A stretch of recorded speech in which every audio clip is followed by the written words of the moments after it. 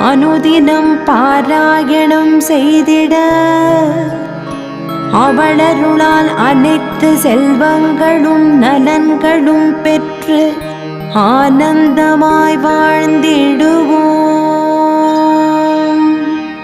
தாரமர் கொன்றையும் செண்பகமாலையும் சாத்தும் தில்லை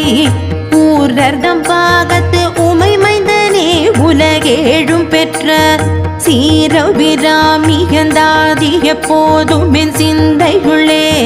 காரமர் மேனி கணபதியே நிற்க கட்டுரையே உதிக்கின்ற செங்கதிருச்சி திலகம் உணர்வுடையோர் மதிக்கின்ற மாணிக்கம் மாதுளம் போது மலர் கமலை துதிக்கின்ற மின் கொடிமென் கடி குங்குமத்தோயம் என விதிக்கின்ற மே